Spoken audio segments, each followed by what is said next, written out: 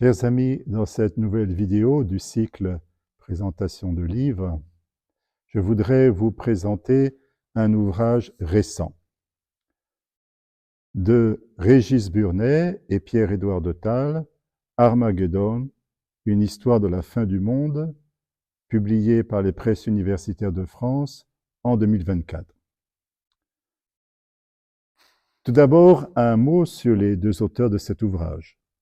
Régis Burnet est professeur d'exégèse du Nouveau Testament à l'université de Louvain, en Belgique. Depuis bientôt une vingtaine d'années, il anime une émission de théologie et de philosophie sur la chaîne de télévision KTO. Pierre-Édouard de Talles, quant à lui, est assistant en études bibliques à l'Université catholique de Louvain. Le thème de cet ouvrage, c'est Armageddon. De quoi s'agit-il? Ce mot mystérieux, dont le sens est généralement interprété comme signifiant montagne de Megiddo, n'apparaît qu'en une seule fois dans toute la Bible, en Apocalypse 16, 16. Je cite le contexte, les versets 12 à 17 de ce chapitre 16. « Et le sixième ange répandit sa coupe sur le grand fleuve Euphrate, alors ses eaux tarirent, livrant passage au roi de l'Orient.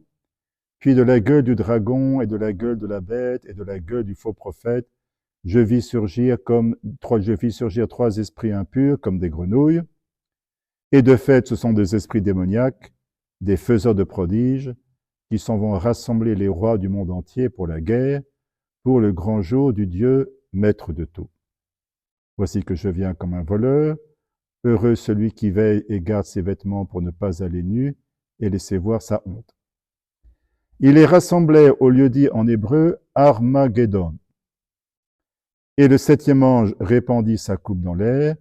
Alors, partant du temple, une voix clama « C'en est fait ».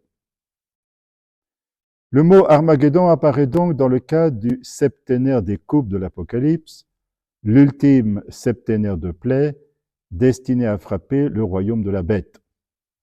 Plus précisément, le nom se trouve mentionné dans l'exposition de la sixième coupe.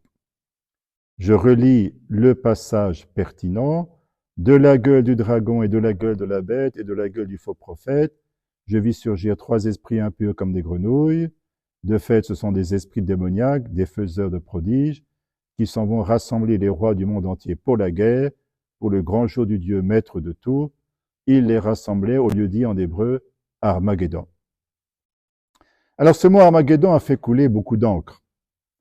Régis Burnet et Pierre-Édouard de Talles retracent le parcours historique et le succès étonnant de ce nom dans l'imaginaire populaire.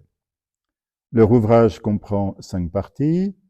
Dans la première partie, les auteurs étudient la première occurrence du nom Megiddo.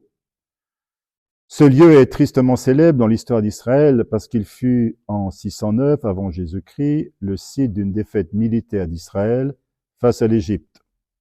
Et en même temps, le lieu du décès tragique du roi Josias, l'un des rares rois justes de l'histoire d'Israël.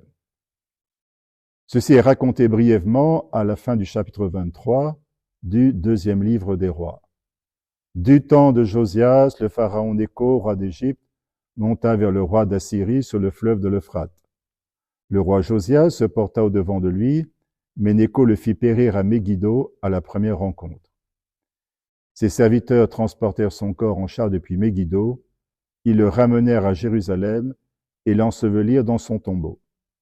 Le peuple du pays prit Joachaz, fils de Josias, on lui donna l'onction et on le proclama roi à la place de son père. Il existe également une version parallèle de la mort de Josias au chapitre 35 du deuxième livre des Chroniques. Cette version est un peu plus longue et donne une interprétation légèrement différente de cet événement tragique. Josias n'aurait pas écouté la voix de Dieu et se serait obstiné à vouloir attaquer Nécho, le pharaon, lequel ne cherchait pas initialement à combattre Israël, mais l'Assyrie. Sans doute l'auteur de cette version parallèle cherche-t-il à comprendre pourquoi Dieu a pu permettre la mort d'un roi d'Israël juste. La deuxième partie de l'ouvrage de Burnet et de Talles sur Armageddon regarde la manière dont l'Apocalypse, au chapitre 16, reprend avec grande liberté et originalité le nom de Megiddo. J'ai cité ce passage au début de cette présentation. De manière paradoxale, l'Armageddon devient dans l'Apocalypse le lieu non pas de la défaite du peuple de Dieu, mais plutôt de ses ennemis. Ce n'est donc plus le lieu d'une tragédie pour le peuple de Dieu, mais bien plutôt d'une grande victoire sur ses adversaires. La troisième partie de l'ouvrage regarde la manière dont le nom Armageddon a été interprété dans l'histoire de l'Église chez des auteurs comme Tychonius, IVe siècle, Saint Augustin, Ve siècle, Joachim de Flore, début du XIIIe siècle, Nicolas de Lyre, XIVe siècle. Les auteurs montrent comment Armageddon a été compris de manière très différente selon les auteurs.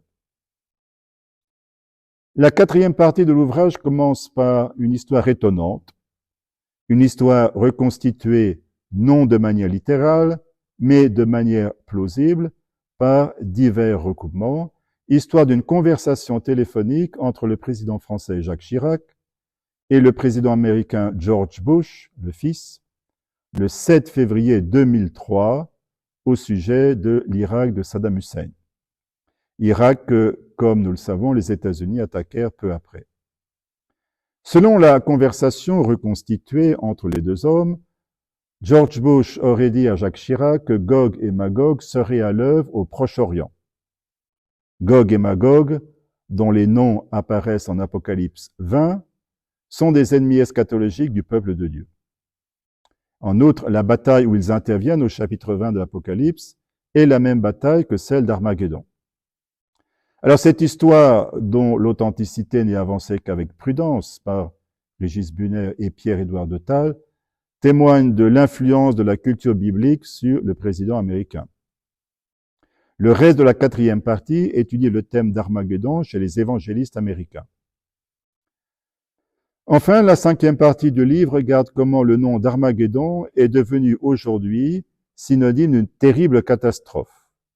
Beaucoup de personnes emploient ce nom sans aucun rapport avec l'Apocalypse, que ce soit dans la presse, la finance, on parle du danger d'un Armageddon financier, la politique, la littérature, la poésie, comme chez Pierre-Emmanuel, la chanson. Plus d'une centaine de titres de chansons emploient le nom Armageddon, les jeux vidéo, etc. Comme le disent les auteurs de l'ouvrage, que je cite, au cours du XXe siècle, la référence à Armageddon connaît une double trajectoire. Portée par des milieux largement issus de l'évangélisme, elle se popularise au point de devenir une formule qu'il n'est plus nécessaire d'expliciter. Elle se détache peu à peu du substrat biblique. D'abord, ce fut comme une métaphore. Il restait encore un peu des résonances avec l'apocalyptique qu'il avait vu naître, puisqu'on voulait donner une dimension biblique aux atrocités de ce siècle.